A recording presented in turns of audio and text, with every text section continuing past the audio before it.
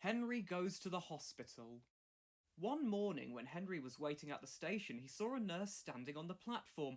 "I'm going to work at the hospital," she told Henry's driver. Every day, Henry watched for the nurse. He liked her. She always said hello to him.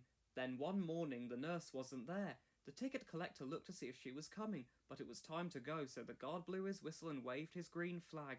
The train went without her. It was a stormy day, and the rain tapped the window as Henry travelled slowly down the line. At the next station, a signal was at danger. Henry's driver looked out of the cab to see what the delay was. "There must be something wrong," he said. "We've been held up here far too long." Soon the station master came. "We need Henry's help," he said. "Amy has hurt her leg and the ambulance is stuck in the mud.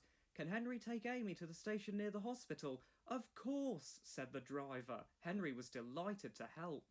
Soon 2 ambulance men appeared carrying Amy on a stretcher, and there, walking by her side, was the nurse. "Don't worry, Amy," she said. "Henry will soon get you safely to hospital."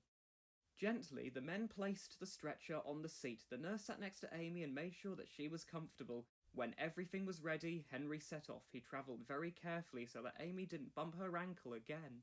At the station near the hospital, another ambulance met Amy and the nurse. The ambulance men carried the stretcher past Henry through a side gate and out to the ambulance. They took Amy to the hospital casualty department. She saw a doctor and an x-ray of her leg was made. The nurse showed Amy the picture. Her ankle wasn't broken, only sprained.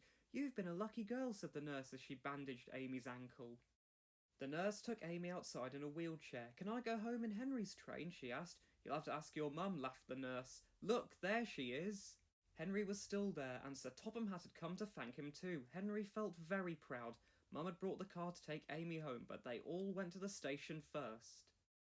"Thank you for helping me," said Amy. "It was fun riding to hospital on the train." "You're a really useful engine, Henry," said the nurse. "Just like Thomas," said Henry happily.